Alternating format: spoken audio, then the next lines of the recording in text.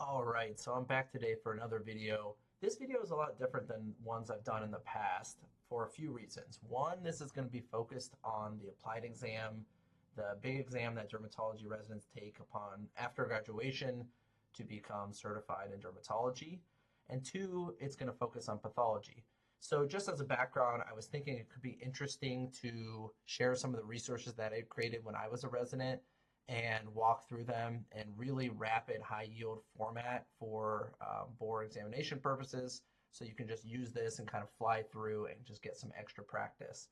And so when I was a resident about five years ago, when I was studying for the apply, which is the first year it came out, I created these really large PowerPoint files from pathology clips that I took from Path Presenter and some other resources, and then Kodachromes that I built up myself. And I just dropped them into a PowerPoint presentation where the first slide showed the pathology or the clinical photograph or Kodachrome. And then the second slide just showed what it was. So I could just blast through these really quickly and try to simulate as much knowledge as I could. And so this file that I'm about to run through right now is a 1200 slide file, and I have about 4 or 5 like this. I thought it'd be interesting to start with pathology first. Just as a disclaimer, I'm not a dermatopathologist, and I haven't reviewed this material in about 5 years. So, keep those two caveats in mind, but I was decent at Dermpath, and will try my best to highlight the high yield features for you.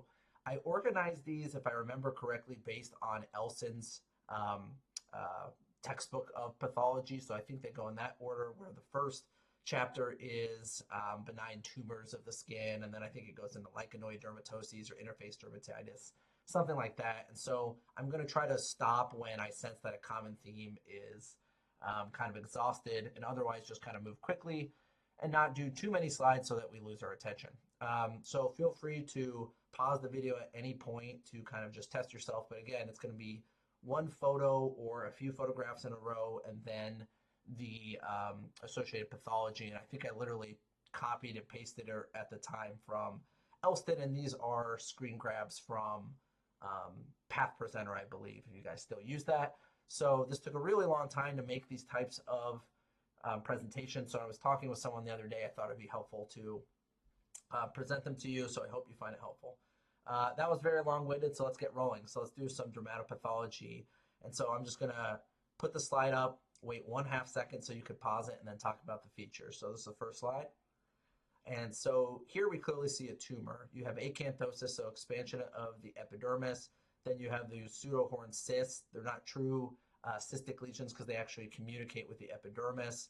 Bland keratinocytes, so this is a seborrheic keratosis. Sometimes in Elston, they got into the specific subtypes of it. In real life, when you get a path read from dermatopathologists, they often won't give you that subtype, but here they kind of note that it's the acanthotic subtype. Here, a little bit different picture. Here you have these church spire hyperkeratosis along with papillomatosis and acanthosis, bland keratinocytes. So this is a seborrheic keratosis again, but it's gotten given a different name. This is a hyperkeratotic subtype. This is a different flavor. Here you see some papillomatosis to the epidermis, and then you see these strands of interlacing epidermal keratinocytes without really any atypia or pigment to them, and this is known as a reticulated SK. It can be differentiated from some other things that you think about in the reticulated differential. Going back for 1 second, you want to differentiate this from solar lentigo, in which case you're going to see keratinocyte strands that are pigmented, the so-called dirty socks appearance. Tumor of the follicular infundibulum is going to look different. We'll talk about that down the road probably at some point. That's going to be these big sheets of horizontally oriented hair-derived nodules with these windows of normal stroma. And then reticulated BCC or superficial BCC, you'll see these strands that kind of push off or come off of the epidermis. But that looks quite a bit different, and that'll be in the neoplasm chapter down the road. Anyways, moving on. Speaking of which, so this is a solar lentigo. So you're seeing these dirty sock appearance, reticulated epidermal keratinocytes that have become pigmented without a true melanocytic lesion. This is a solar lentigo. Here what you're seeing, you can see that this is a hair follicle. It dives in. You have these keratin that's being derived here, sebaceous glands coming off, and you have a reticulated SK coming off of a hair follicle, and this is pathognomonic. So look down here, ignore the rest of it. you see these strands of interlacing keratinocytes with pseudohorn cysts coming off of a hair follicle. And so this is Dowling-Dego's disease. This next slide, sorry, I didn't really review this ahead of time. What are we seeing here? Oh, here you're seeing these little circular aggregates of keratinocytes. So here's another appearance of it. So they're completely bland, there's no atypia, there's no mitoses, and they're forming this well-demarcated kind of clonal nest, and so this is a clonal SK. Again, often the pathologist is not going to comment on that. An SK is an SK is an SK. This is different. So if we zoom in here, you see these nodules here. This is not just normal keratinocytes. You can see there's very small cells without a lot of cytoplasm. They're very basaloid. And then you see that there's true ductal structures here. So small, very monomorphous basaloid cells with ductal differentiation. This is a peroma. Another clue that one of my mentors, Dr. Catherine Chung, would always talk about is that these peromas would have what's called a peromostroma, where they would often have these very vascular surrounding stroma. And so you can see here there's tons of blood vessels in the interweaving stroma. So this is a peroma. They're named differently. When they're purely within the epidermis, we name them as hydroacanthoma simplex. Not sure why this is included here. This is a little bit different here. First thing you immediately notice is that there's parakeratosis. Here's some basket weave, but there's parakeratosis here, which is tells you there's something happening in the epidermis, and you get full thickness, kind of blown appearance of these atypical keratinocytes. So this is squamous cell carcinoma in situ. Don't really know why that's there. It doesn't really fit. Here you have these proliferation or abundance of squamous eddies. You can think about an inverted follicular keratosis, but usually that's going to be more of an endophytic appearance here. So here you just have acanthosis with squamous eddies, so this is an ISK. Here is another full thickness acanthosis with bland keratinocytes, another SK. This is like an SK-like lesion. What you'll notice is you have acanthosis here, bland keratinocytes, but you have a lot of pigmented dendritic melanocytes interweaving with it.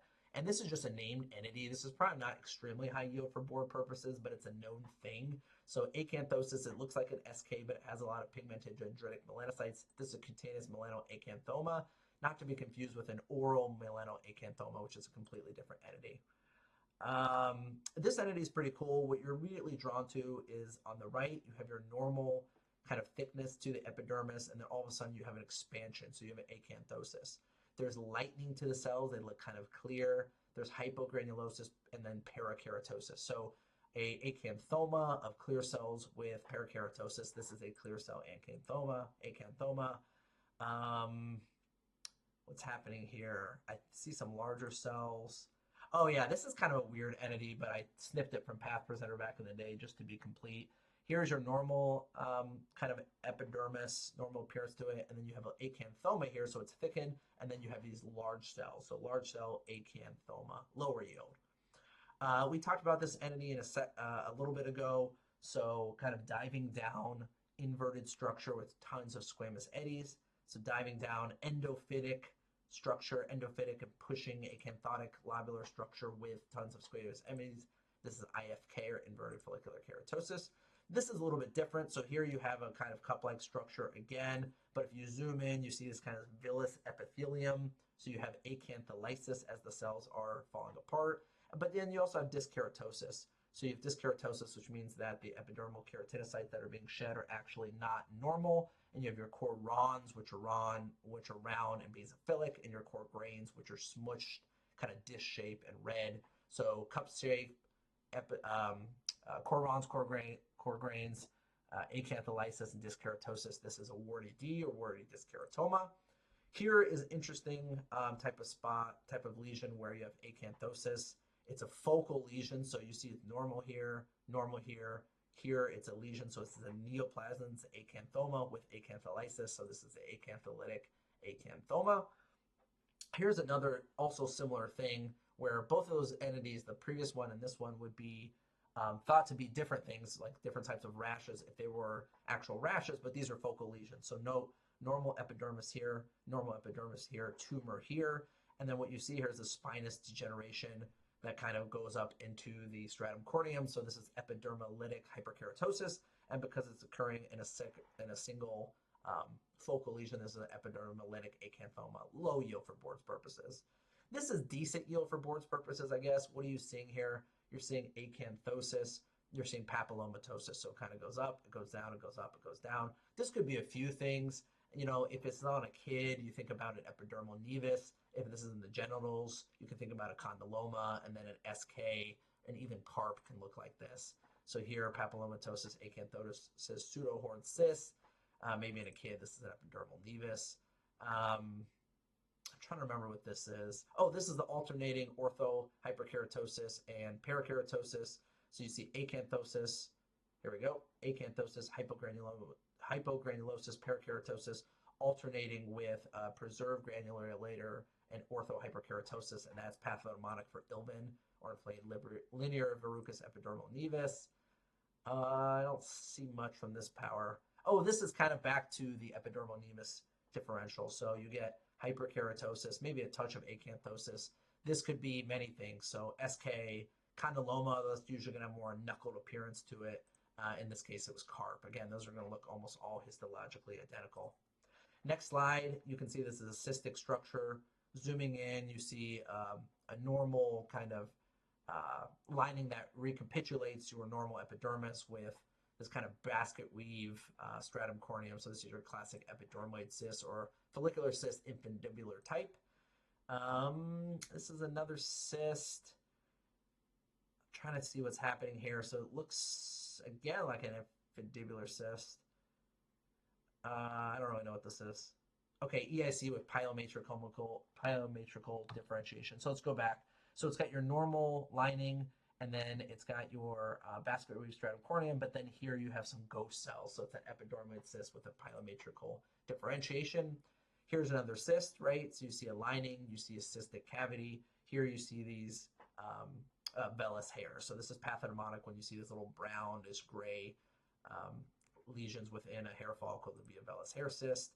Here's another cyst, if you can kind of pick up on the theme of cysts. Here's an interesting one where there's a couple features. You see this nice cystic cavity, keratinaceous debris, mild shark tooth lining, though not as obvious as in a steatocystoma. And then what you're seeing here is multiple adnexal structures. So you'll have a hair follicle here, sebaceous gland here, smooth muscle. So this is a dermoid cyst. This is a pilar cyst. This is a 0x diagnosis. If you want to zoom in, you'll see your normal differentiation of your epidermis without a granulator and then an abrupt keratinization, so pilar cyst. Here is also a 0x diagnosis with time, but you kind of get this roll and scroll appearance to this lesion of lesions with kind of large squamous differentiation, and this is a proliferating pilar cyst. Here also is going to be a 0x diagnosis over time, but what you're seeing here is your basaloid cells that are recapitulating a matrical cell, immediately differentiating into these ghost cells. And it makes sense because it's basically like a hair follicle, right? This would be the base of the hair follicle, and then as it gets up, it becomes anucleated and becomes your actual keratinaceous hair, and this is a pilomatricoma. Another cyst. Here you zoom into the cyst wall. The contents is not important. The main thing is if you have a lymphoid aggregate in a cyst wall, that's high yield for a branchial cleft cyst. Here's another cyst. You zoom into the cyst wall. Here you have smooth muscle with a ciliated epithelium, could be pathognomonic for this. Here is a little bit more higher yield. That's why I think I kind of threw this in here to kind of give myself a hint. Ciliated with cartilage, that's a bronchogenic cyst. Sorry, bronchogenic meaning that it kind of is recapitulating like the lungs. Here's another cystic lesion. Let's zoom in. Nice shark tooth cuticle with sebaceous glands. Shark tooth cuticle to the cyst with sebaceous glands. That's a steatocystoma. Cyst, zoom in.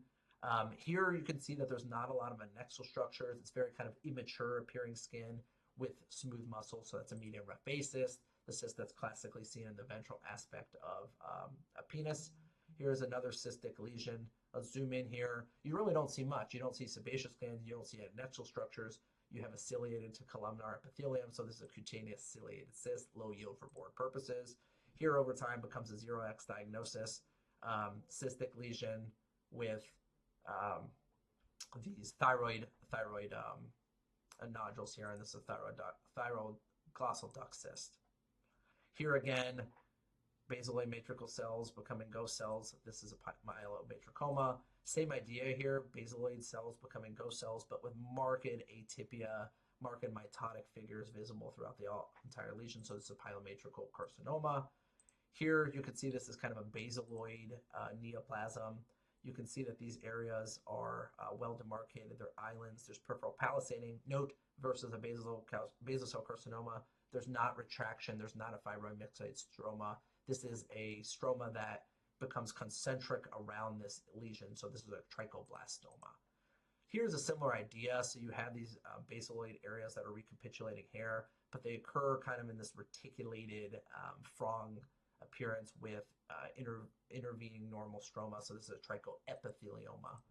Now, if you take a trichoepithelioma, you give it kind of more of a frog-sprung appearance. Here, more of a desmoplastic stroma. Here as well, this becomes a desmoplastic trichoepithelioma. That brings up the frog-sprung differential. Now, when you see the frog-sprung differential, there's not that many things that it could be. If you see a tumor that has mixed eccrine and follicular features like this one does, so note ductal differentiation here, but then you also have hair follicle differentiation in multiple places, then that's a microcystic adnexal carcinoma or a MAC.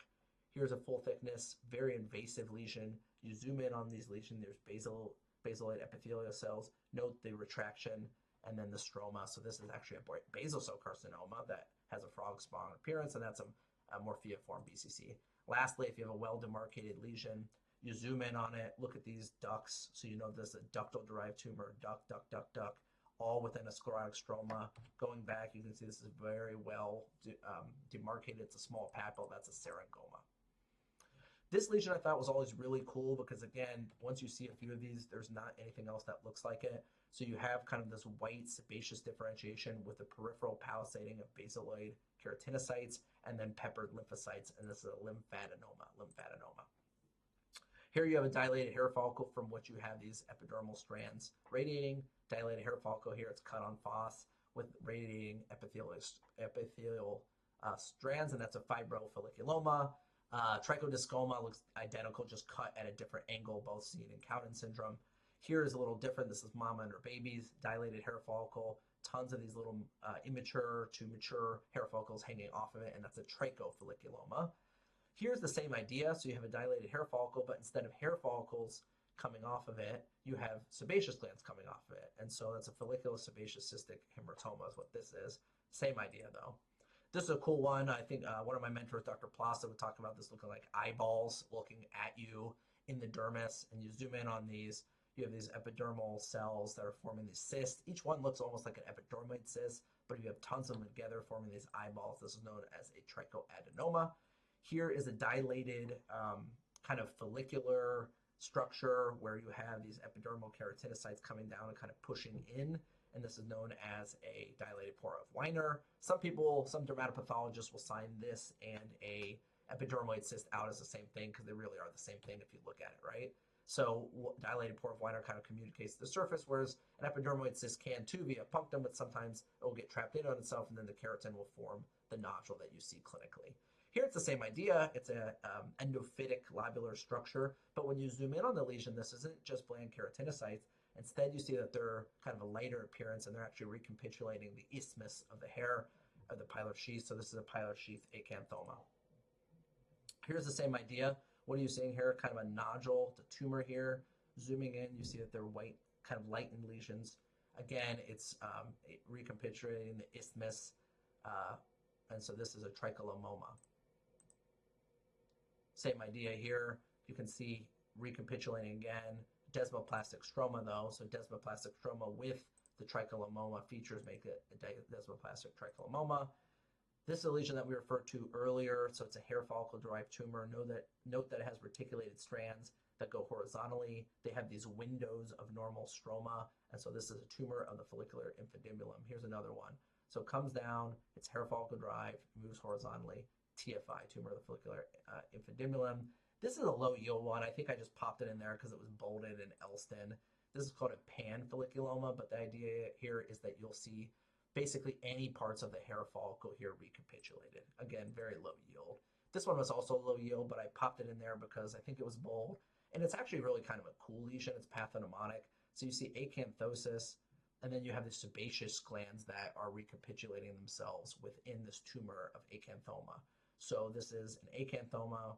They're connected to each other in a reticulated fashion, and then with sebaceous glands. So this is known as reticulated acanthoma with sebaceous differentiation. This one also becomes a 0x diagnosis over time. You see acanthosis, papillomatosis, tons of fat here. There's no hair follicles within the tumor, so no hair on each side, and then nothing within it. So this is a bald, bumpy, acanthotic lesion, and this is a nevus sebaceous. Sorry for the spelling. There should be no O. There should be no O there. Another clue that one of my mentors would always talk about, let me zoom in, is the presence of apocrine glands. And so you can see these apocrine glands here near the tumor is a nice giveaway that it's nevus sebaceous. Here you're just seeing dilated hair follicle with a bunch of sebaceous glands around it. So it's a nevus, sorry, not a nevus sebaceous, sebaceous gland hyperplasia.